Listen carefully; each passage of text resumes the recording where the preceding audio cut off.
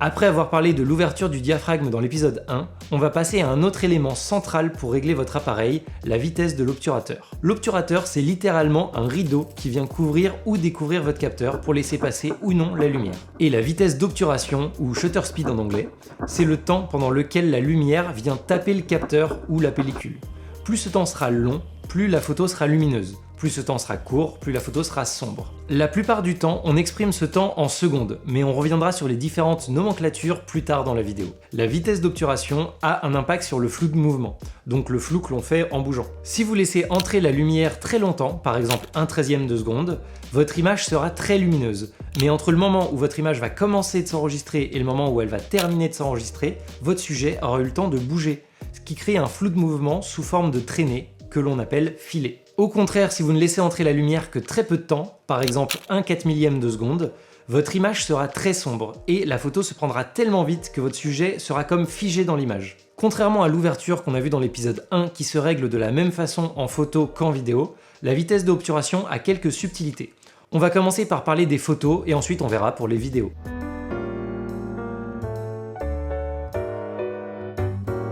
Je vais vous donner quelques exemples concrets pour vous aider à y voir plus clair. Si vous faites des photos sportives, votre but va être de figer une action qui va très vite.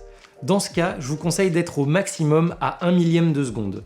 Et si la luminosité vous le permet, de descendre à un 2 millième ou même un 4 millième de seconde. Ça vous permettra d'avoir des photos parfaitement nettes, quelle que soit la situation. Par contre, vous aurez besoin de beaucoup de lumière, ça sera parfait en extérieur, mais pas forcément possible dans un gymnase par exemple. Si vous voulez prendre un animal ou un enfant qui bouge beaucoup et avoir une photo avec le moins de flou de mouvement possible, je vous conseille d'être au maximum à un 500e de seconde. Pour faire une photo de portrait en conditions de basse lumière, vous pouvez monter jusqu'à 1/100e de seconde. Mais méfiez-vous, car à partir de là, le flou de mouvement va commencer à être très présent. Même votre respiration ou des petits mouvements de tête de votre sujet peuvent commencer à rendre la photo floue.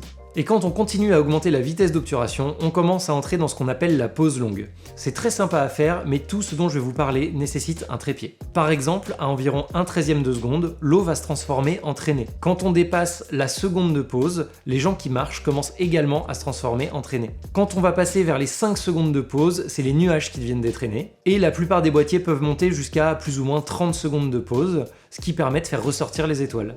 Et ce qui est cool, c'est que ça marche avec tout, même avec un téléphone ou une GoPro. Maintenant, on va passer aux subtilités quand on fait de la vidéo. En réalité, quand on filme, notre caméra enregistre un certain nombre de photos chaque seconde. C'est en faisant défiler ces photos très rapidement que notre cerveau les interprète comme étant un mouvement. En fonction de vos besoins, vous pouvez choisir combien votre caméra enregistre d'images chaque seconde. Par exemple, 25 images secondes vous donnera un rendu plus cinéma, alors que 50 images secondes vous donnera un rendu plus réel. On rentrera dans le détail dans un épisode dédié, mais c'était important pour comprendre comment régler la vitesse d'obturation en vidéo. On va commencer par apprendre un calcul extrêmement simple qui va permettre de savoir quelle valeur choisir quand on est en vidéo. Car si votre vitesse est trop rapide, votre vidéo aura un rendu saccadé. Et si votre vitesse est trop longue, ça créera des traînées pas forcément agréables. Le calcul est très simple. Il faut régler votre vitesse au double du nombre d'images par seconde. Par exemple, si vous filmez avec 25 images par seconde, votre vitesse devra être à 1/50e de seconde. Alors que si vous filmez avec 50 images par seconde, votre vitesse devra être à 1/100e de seconde. Ce calcul n'est absolument pas obligatoire, mais vous donnera instantanément un rendu bien plus professionnel. Pour ceux qui veulent utiliser des caméras plus haut de gamme, il peut arriver que la vitesse soit calculée en degrés plutôt qu'en temps. On appelle ça l'obturateur relatif ou absolu. C'est une autre façon de calculer qui vient des anciennes caméras où l'obturateur n'était pas un rideau mais un disque qui tournait devant la pellicule. Tout ce que j'ai dit depuis le début de cette vidéo, c'est l'obturateur absolu. Donc pour faire simple, vous donnez une valeur à votre caméra, par exemple 1/50e de seconde, et la caméra laissera entrer de la lumière pendant 1/50e de seconde.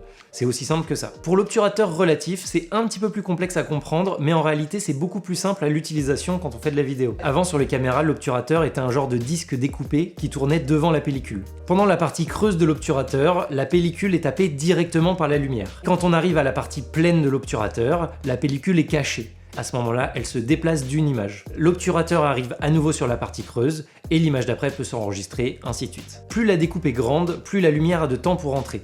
Et vu que la découpe est sur un disque, on calcule sa taille en degrés. Pour bien comprendre les subtilités de l'obturateur relatif, on va prendre pour exemple un film à 25 images par seconde. La caméra enregistre 25 images chaque seconde. Du coup, on est d'accord pour dire que chaque image dure un 25e de seconde. L'obturateur fait un tour par image, donc chaque tour de l'obturateur dure également un 25e de seconde. Un tour complet, ça représente 360 degrés. Donc si l'obturateur est ouvert à 360 degrés, il laissera entrer la lumière pendant la totalité du tour, donc un 25e de seconde. Maintenant, je vous donne un exemple concret. En gardant cette cadence à 25 images par seconde, on va mettre l'obturateur à 180 degrés, ce qui est 2 fois moins. Chaque tour durera toujours un 25e de seconde, mais vu que la moitié du cercle cache la pellicule, le temps pendant lequel la lumière vient taper la pellicule sera 2 fois plus court, donc un 50e de seconde. Bon, on souffle un coup et on se concentre, car en général, c'est là que la plupart des gens ont du mal. Si on appelle ça l'obturateur relatif, c'est qu'il est relatif au nombre d'images par seconde. Imaginons maintenant qu'on double le nombre d'images par seconde et que l'on passe à un film à 50 images par seconde. Pour fonctionner correctement, l'obturateur devra tourner 2 fois plus vite. Donc chaque tour ne durera plus que un 50e de seconde. L'obturateur ne laisse passer la lumière que la moitié du temps, donc il n'exposera à chaque image que 1/100 de seconde. Et ben ce qui est fou, c'est qu'on retombe exactement sur les mêmes chiffres que je vous donnais juste avant. Donc la différence entre l'obturateur relatif et l'obturateur absolu, c'est que l'obturateur absolu doit être re-réglé à chaque changement d'image par seconde. Alors que quand vous êtes en obturateur relatif, il vous suffira de régler une fois votre caméra à 180 degrés, et quel que soit votre nombre d'images par seconde, votre caméra sera toujours bien réglée. Ce qui est cool aujourd'hui quand on fait de la vidéo, c'est que les obturateurs sont électroniques. Donc sur la plupart des caméras, on peut choisir de compter soit en angle, soit en secondes. C'est vraiment une histoire de préférence personnelle. La vitesse d'obturation peut amener un problème de flicking dont j'ai pas trouvé de traduction vraiment convaincante, mais on pourrait appeler ça la lumière clignotante. Car le problème, c'est que certains types de lumière suivent la fréquence électrique en s'éteignant et se rallumant à chaque fréquence. Regardez ce que ça donne quand on filme au ralenti.